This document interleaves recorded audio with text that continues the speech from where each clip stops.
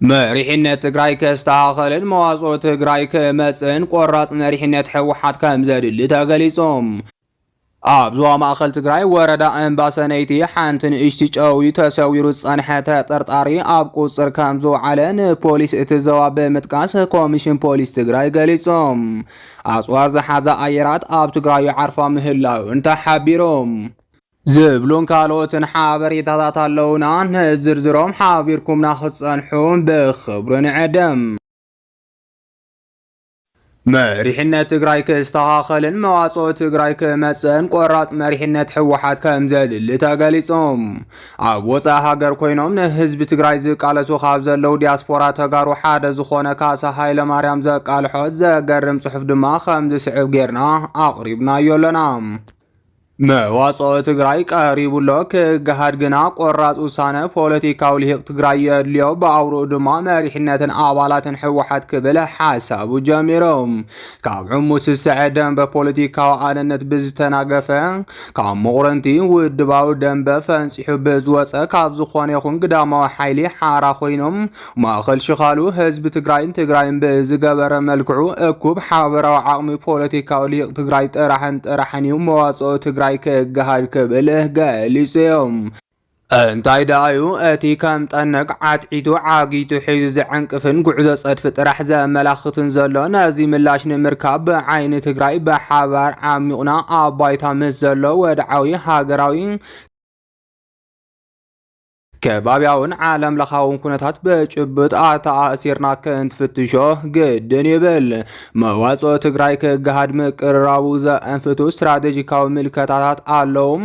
ንሎሚ ናብኡ ኣይኣቱን ጸራግ መንገዲ መዋጽኦ ትግራይ ንዝኾነ እኩብ ሓበራ ዓቕሚ ልሂቕ ትግራይ ከይህሉ ዘዕንቅፍን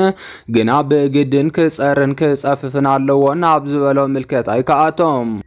ቀዳማይ ንተኸታታሊ ንወለዶታት ቀይዱ ንትግራይ ዘጽደፋን ናብ መወዳእታ ጥፍኣት ዝደፍኣን ዘሎ ፖለቲካዊ ባህሊ ትግራዮም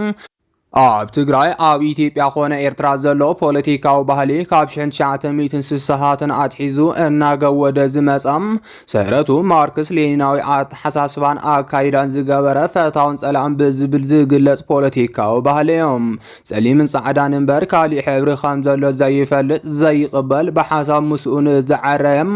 ፈታዊ ብሓሳብ ንዝተፈለየ ኩሉ ድማ ጸላኢ ዝብል ዕሙት ኣተሓሳስባን ኣካይዳን ብሓሳብ ንዝተፈለየ ተኣናግድ ማእኸላይ ባታ ከም ዘሎ ዘይኣምን ዘይቕበል ዓብላላይን ዕቡይን ኣተሓሳስባን ኣካይዳን እዮም ፖለቲካዊ ባህሊ ሕወሓት በዚ ስነ መጎትን ኣካይዳን እዩ ተወሊዱ ዓብዮም ካብ ኦነግ ኢሃፓ ኣትሒዙ ውድባት ኤርትራን ኢትዮጵያን ኩለን ፖለቲካዊ ባህልን ፈታውን ጸላእን ብዝብል ስነ መጎት ተወሊዱ ዝዓበዮም ከም ህዝቢ ንኩሉ ዘተኣናግድ ማእኸላይ ባይታ ከም ዘሎ ኣይኣምኑን ኣይቕበሉን በዚ ደንበ ፈታውን ጸላእን ብዝብል መስርዕ ድማ ከይድ ምጥፍፋእ እምበር ንሓበራዊ ሃገር ህዝብን ዕላማን ሓቢርካ ምስራሕ ዝብል ኣንፈት ዘለዎ ፖለቲካዊ ውድብ ኣብዚ ከባቢ ኣይነበረን ኣይተፈጠረን ካብ ናተይ ሓሳብ ዝተፈለየ ኩሉ ጸላእየ እዩ ዝብል ድሑር ፖለቲካዊ ባህሊ ኣነ ዝበልክዎ እምበር ካሊእ ወይሉ ዝብል ውልቀ መላኸ ፖለቲካዊ ባህሊ ኣብ ትግራይ ሎሚ ዝረአ ዘሎ ፖለቲካዊ ባህሊ እምበኣር እዚ ዓንቃጽ ክስበር እንተኾነ እምበር ዘይዕጸፍ ድሑር ባህሊ ዘሳሰኖ ፈታውን ጸላእን ዝብል ንሓድነት ዘርግ ባህልን ኣካይዳን እዮም ዘይደማመጥ ዘይሰማማዕ ኣብ እገለን ዝረአ ጥራሕ እንትብሎ እንተይኮነስ ኣብ መብዛሕትኦም ፖለቲካዊ ልሂቓት ትግራይ ኣስተርሒዩ ኣራጢጡ ዝረአ ዘሎ ባህሊ ውድቀትን ጥፍኣትን እዮም ካብ 1960ን ዝተወለደ ፖለቲካዊ መሪሕነት ሕወሓት ዝዓብለልዎ ጥራሕ እንተይኮነስ ናብ ኣብዝሓ እቲ ሓድሽ ወለዶ ፖለቲካዊ ልሂቕ ትግራይ እውን ለጊቦም ትግራይ በዚ መንሽሮ ባህሊ ትማስናላም ብሓሳብ ናይ ምክኣልን ኣብ ዘረዳድኣካ ጉዳይ ትግራይ ብመትከል ዓቕምኻ ኣኪብካ ብሓባር ምስራሕን ዝብል ኣካይዳ ኾነ ኣንፈት ኣይረኣየሉን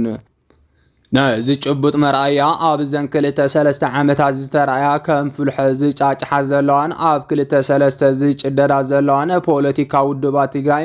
መራሕቲ ህወሓት በዘይ ምዕሩይ ፕሮግራምን ስትራቴጂካዊ መሪሕነትን ተዓሚቶም ዝኸድዎ ዘለዉ ኩሉ ስልጣን ትግራይ ዘዓፍጠጠ ኣካይዳ ጸድፊ ወዘተም ካብ ኣምነት ምርኣይ ይከኣል ናይ ዝኹሉ ጉዕዞ ደብረኽረኽን ውድቀትን መእሰሪኡ እቲ ብዘይካይ መኒሉ ፈታውን ጸላእን ዝብል ደንበ ፈልዩ ዝማቕ ድሕሩ ፖለቲካዊ ባህል እዮም በዚካ ጸሊምን ጻዕዳን ካልኦት ሕብርታት ዘይፈልጥ ፈረስ ጸልማትን ጸድፈን ስለዚ ናይ ትግራይ ካብ ዘላትሉ መንቀራቅር ሙጻእ ዝከኣል በዝተጠመረ ዝተፈላለዩ ሕብርታት ሓሳባት እምበር بحاده كم تنق عطعيتو بزحزة أتحساسبات راح يكونن بحاده فتاون سألان زبل والكملاخ دحر بهالازتمر حتى تقراي ما آب تحزلاتو أفسد فين مزراق حادنتنه آب سيحوا ليبل ني تقراي ما أخل زقابروت أو مار حسابات حبراوس أقهات هزب تقرايهم كام من كاليوز تفلالي حبرتات زلوهم حسابات نمواسو حوية عبية تقراي ملكتهم انت أيولكات فتشهم تقبلهم ويتناس قومن بر نتحسب نزبق سوول كسو ويوداب فتاون سألان النابلكا كتمامتو عقبيهم كباوياون عالماون بوليتيكاون سلفتات أكايدهات انتو مكرو من انتا يمثل بمكعال حبرا حسابات بوليتيكاو تمريحهم عبي بسيحهم اللو الكامر اي داسي خاون نازي بفتاون سألان زتقيد بسألي من سعران حبرتات راح زعاورنا تحدش ولا دون مريز وزلو منشرو بوليتيكا وبهالي سيركا بموصات راح يوم واصو تقرايك جهار زخيل سلازي بقزيوم نحادنت نزتا نمرر أوزتا الناتا بهالو زكايدو على تقرايم كام مفلمتو نازو منشرو بوليتيكا وبهالي بزفوز أقاب أنفتهم كانا يقبام ملسينا خلو ما بزحالفو سلسة عمتات زتخيلون تقراي زملكتو آخبهات مدرهاتن قال محتدات ميديات ولد تقراين التعذب قالك قال انت فلنا بأورو مريحنة حوحات حاوسو دارقا مبزحات يحاساب زقر بوليتيكا وليق تقرايم مسرع بهالي مكال حسابات زأمن انت يكوناس نتناتو حساب نزقاوم كمسألاي نتناتو حساب نزدقف كم فتاو الزرقي فرس أدفيس اللي من سعران زسرر يوم نتو بحساب زتفلي كل سما سم ذهب زسلم إلون تفقاتو من يوم زباز منشرو دحر بوليتيكا وبهال زتقيد اكو بوليتيكا ولهقن سلست عامتات ابطعو اخيوهات حقيوم انت خرمن انت قوعنون نمواصو تقراي زتركس تبل رحسون اي فترن سلامن تايدما بزو دحر بوليتيكا وبهال تقيد زماسن برن حزب تقراي ما اخل زقبرو استفرالي حبرتات حسابات بحاله اميرهم كوب عقم تقراي كام زفترون مواصو تقراي كام زرقاقصون سلا زي امنن سلا زي قبلن كوادا سب كوينو كم آراويت انا تتمامتن زموص حسابات انا رقاقصم من قد صدف زسرقن زا سالت انبر نازو دحر بوليتيكا وبهايل سيلو نفسو حارا زوص بوليتيكا وليق تقرايو اكوب هاقرا عقمي مبزحتيوم ليقان تقراي كتأمر زخل از اكوب عقمونيوم مكل خال بوليتيكا حسابات تدريخو بحساباو مريحنت نخول لمدى عقم تقراي كفصق إلوون حالوات دحنت مسل ربحان تقراي كارجاج زخال زعاق مزيونيو هاجراوي كبابيون عالماون كونتات بمنصر تግራይ ፈትሹን ገምጊሙን ስትራቴጂካ አንፈት መዋጽኦ ትግራይ ከሳብ ሃገራዊ ነጻነት ክሕንጽጽን ዝኽእል ኢሎም أصوار زحزة أيرات آب تقراي عرفا مهلاو انت حابيروم أبي حمد دحر الجنرالات تقراي من الشعبية مسترا أخي وخمزة كايدو مفلاتو سعيبو حادش وتهدراو من قصاص كامز جمرتا قالي حلام إذا حادش وتهدراو من قصاص كانت امر السراي تقراي شعبية نممكان علم مخانون دات حابر يركب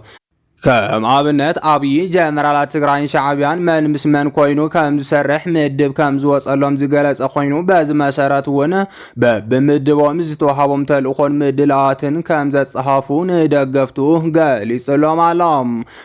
ሎሚ ሚስጥራ አኼባ ከም ዘካየደ ዝተነገረሉ አብይ አሕመድ ጀነራል ኢዮብ ዝበሃል ካብ ሻዕብያን ጀነራል ምግበይ ሃይለ ካብ ትግራይን ኣብ ሓደ ኮይኖም ኣድላይ ዝበሃል ምድላው ክውድኡን ካልእ ዝተዋሃቦም ሚስጥራዊ ተልእኮ ክፍፅሙን ኣንፈት ከም ዝተቐመጠሎም ገሊፆም። እዚ ሚስጥራዊ ተልእኮ ከዓ ትግራይ ብሓይልታት ኣምሓራ ዝተወረረ መሬታ ንክተምልስን ኢሳያስ ድማ ስጋት ህልውንኡ ዝኾነ ሓይሊ ፌደራል ንምድኻም ዝዓለመ ከም ዝኾነ ሚስጥራዊ ገምጋም ብልፅግና የረድም። ነዚ ምጥንኻር ከዓ ኢሳያስ ድሕሪ ዝተበፅሐ ምርድኣን ካብ ሰራዊት ትግራይ ስግኣት ከም ዘይብሉ ድሕሪ ምርግጋፅን ናብ ትግራይ ኣፅዋራቱ እንዳኣተወ ምህላው እዩ ብልፅግና ዝገልጽ። ከም ዝፍለጥ ኣብ ዝሓለፈ ዜናና መንግስቲ ኤርትራ ብዓበይቲ መኻይን ዝተፀዓነ ነገር ኣፀልሚቱ ብኣንፈት ዛላንበሳ ኣቢሉ ናብ ትግራይ ከም ዘእተወ ክሕበር ፀኒሑ እዮም። ሎሚ ድማ ኣፅዋራ ዝፀዓነ ኣየራት ብለይቲ ኣብ ትግራይ ዓርፋ ምህላወን ካብ ብልፅግና ዝወፅእ ዘሎ ዜና የመላኽት። ሚሊተሪ ኢንተለጀንስ እትበሃል መርበብ ሓበሬታ ከም ዝገለጸቶ እውን ካብ ማእኸል ወተሃደራዊ ማዓስከር ዝበለቶ ሓደ ናይ ኤርትራ ቦታ ተላዒለን ኣፅዋር ዝፀዓነ ኣውሮፕላናት ትግራይ ብለይቲ ከም ዝኣተዋ ኣረጋጊፀ ኣለኹ ክትብል ኣቃሊሓላ። ዋና ዓላማ ናይዚ ከዓ ንሰራዊት ትግራይ ክዓጥቁ ብምግባር ኣብ ልዕሊ ብልፅግና ዝተሓሰበ ኦፕሬሽን ንምጅማር ዝዓለመ ምዃኑ ተሓቢሩሎም። ብተወሳኺ ድማ ሎሚ እውን ሓሙሽተ ወረምቲ ኣብ ቴንዳ ዝነብሩ ዘለው ብብልፅግና ተፈሪድዎም ዘለው ተፈናቀልቲ ትግራይ ንምምላስ ናይ መወዳእታ ካርዲ እዩ ተባሂሉ ብሕወሓት ተወሲኑሉ ምህላው ይግለጽ ኣሎም። እዚ ናይ ሎሚ ፀብጻብ ድማ ብኣካል ከጻሪ ዝኽእል ኮሚቴ ካብ ስርዓት ብልፅግና ተመስሪቱ ምህላው ዝወፅ ዘለው ዜናታት ይሕብሮም። ኣብ ዞባ ማእኸል ትግራይ ወረዳ እምባሰነይቲ ሓንቲ ንእስቲ ጨዊ ተሰዊሩ ፀንሐ ተጠርጣሪ ኣብ ቁፅር ከም ዝወዓለን ፖሊስ እቲ ዞባ ብምጥቃስ ኮሚሽን ፖሊስ ትግራይ ሓቢሮም። ሓበሬታ ኮሚሽን ፖሊስ ትግራይ ከም ዘመላኸቶም ነዚ ተግባር ገበን ጭውያ ፈፂሙ ተባሂሉ ዝተተሓዘ ተጠርጣሪ 9 ሕዳር 2018 ዓመተ ምህረት ጓል 18 ዓመት ንእስቲ ጨዊ ናብ ወረዳ ኣሕሳኣ ብምውሳድ ብዝተፈላለየ መንገዲ ክሳብ 1 ሚልዮን ብር ክደራደር ፀኒሖም። ፖሊስ ዞባ ማእኸልን ወረዳ እምባሰነይትን ኣሕሳኣን ብዝገበርዎ ዝተዋለደ ምርብራብ ብተሳትፎ ሓይልታት ፀጥታ ፃዕሪ ቤተሰብ ተበደልትን መላእ ሕብረተሰብ እቲ ከባብን ተደሚርዎም ትማሊ 10 ሕዳር 2018 ዓመተ ምህረት ኣብ ወረዳ ዓድዋ ጣብያ ይሓ ኣብ በረኻ ብክትትል ፖሊስ ተጠርጣርን ተበዳሊትን ኣብ ቁፅር ብምውዓልን ምፅራይ ይቅፅል ከም ዘሎን ፖሊስ እታ ከተማ ገሊፆም። ዜናታት ናይ ዝዕለት ነዚኦም ይመስሉ ነይሮም። ንምክትታልኩም ካብ ልብና መስገን።